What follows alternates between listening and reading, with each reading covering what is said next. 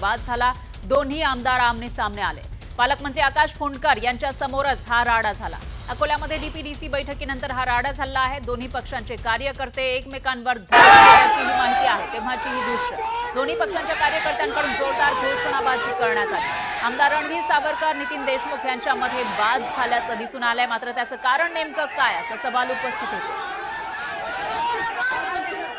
तर जेव्हा राडा झाला तेव्हाची एक्सक्लुसिव्ह दृश्य आपण बघू शकतोय न्यूज 18 लोकमतच्या स्क्रीनवर। दरम्यान याविषयी अधिक माहितीसाठी आपले प्रतिनिधी कुंदन जाधव हे आपल्यासोबत जोडले गेले आहेत। कुंदन, काय सांगाल? दोन्ही कार्यकर्ते अग्रेसिव्ह दिसतायत, एकमेकांवर धावून जाताना दिसतायत, नेमकं काय घडलं होतं? बरोबर आहे, कार्यकर्ते सध्या या दृश्यांमध्ये मी पाहतो मोठे कार्यकर्ते आक्रमक झालेले आहेत, एकमेकांच्या आमने सामने आलेले आहेत। मात्र खरं कारण या राड्याचं उबाटा गटाचे आमदार नितीन देशमुख हे यांनी दलित वस्तीच्या संदर्भातला एक विषय होता त्याच्यावर चर्चा सुरू असताना भाजपचे आमदार रणधीर सावरकर यांनी नितीन देशमुख यांच्यात वादविवाद झाला आणि या वादविवादाची चर्चा माध्यमांपर्यंत पोहोचली आणि माध्यमांपर्यंत पोहोचल्यानंतर माध्यमांनी ह्या बातम्या चालवल्या। त्याच्यानंतर सगळे कार्यकर्ते भाजपचे आणि उबाटा गटाचे हे त्या जिल्हाधिकारी कार्यालयातील नियोजन भवनात एकत्र आले आणि त्यांना सुरुवातीला पोलिसांनी लांब राहण्यासाठी विनंती केली।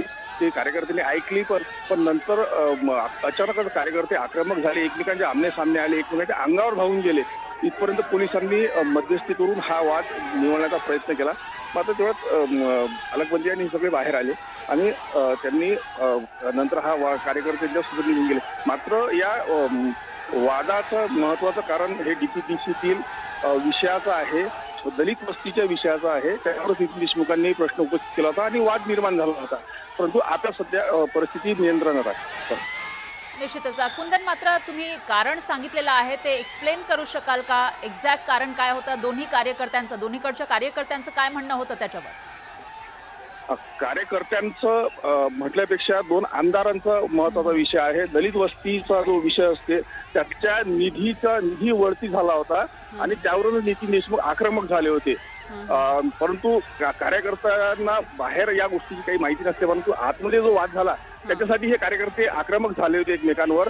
कारण की कुठल्याही नेत्याला काही कुणी अपशब्द बोलला तर कार्यकर्ता सहजच आक्रमक होतो। त्याच प्रकारचा हा इथं प्रकार झाला होता आणि भाजपकडनं जय श्रीराम आणि शिवसेनेकडनं जय भवानी जय शिवाजीचे हे नारे सुरू होते। एकूणच कुंदन, असं म्हणता येईल की हा जो राडा आहे तो बाहेरचा आहे, मात्र बैठकीमध्ये सुद्धा या दोन्ही आमदारांमध्ये राडा झाला असेल, वाद झाला असेल आणि पालकमंत्री तिथेच होते, तेव्हा बैठकीमध्ये नेमकं काय घडलं? बरोबर, वादाचं नेमकं कारणच ते दलित वस्तीचा विषय होता। तो वरती केल्यामुळे नितीन देशमुख आक्रमक झाले होते आणि तिथं पालकमंत्री आकाश फुंडकर तिथं होते, त्यांच्या समोरच हा सगळा वाद दोन आमदारांमध्ये झाला होता आणि हा वाद झाल्यानंतर ही चर्चा बाहेर वाऱ्यासारखी पसरली। त्याच्यानंतर या कार्यकर्त्यांमध्ये हा वाद निर्माण झाला। सध्या कसं वातावरण आहे? कारण थोड्या वेळापूर्वीची दृश्य आपण बघितली तर एकमेकांवर धावून जाताना हे कार्यकर्ते दिसत आहेत। बरोबर, त्यावेळेस खूप आक्रमक कार्यकर्ते झाले होते, एकमेकांवर धावून जात होते।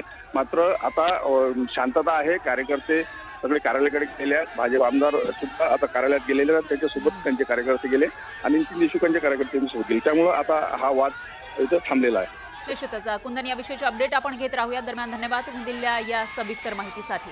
यानंतर नितीन देशमुख यांचं नेमकं काय म्हणणं आहे या सगळ्या प्रकरणावर तेही ऐकूया। नाही, लाईन सोडून बोलायला लागले तर आम्ही ऑलरेडी लाईन सोडेल। लोक लाईन सोडून कोणी जर बोलत असेल तर आम्ही दमणार नाही। शिवीगाळ वगैरे नाही, शिवीगाळ वगैरे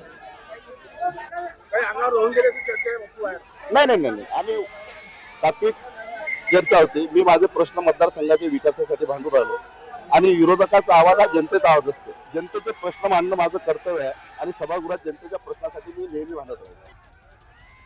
शिवसेना उद्धव बाळासाहेब ठाकरे पक्षाचे आमदार नितीन देशमुख यांची ही प्रतिक्रिया समोर आली आहे। तर आपल्या मतदारसंघातील जे काही विकासाचे प्रश्न आहेत त्याच्याविषयी आपण भांडत होतो, आम्ही दबणारे नाही असं ते म्हणालेले आहेत आणि त्यावरूनच आपल्या लक्षात येऊ शकेल की नेमकं त्या बैठकीमध्ये काय झालेलं होतं। दोन्ही आमदार एकमेकांसमोर आल्याचं दिसून आलं आहे, आमने सामने आलेले होते।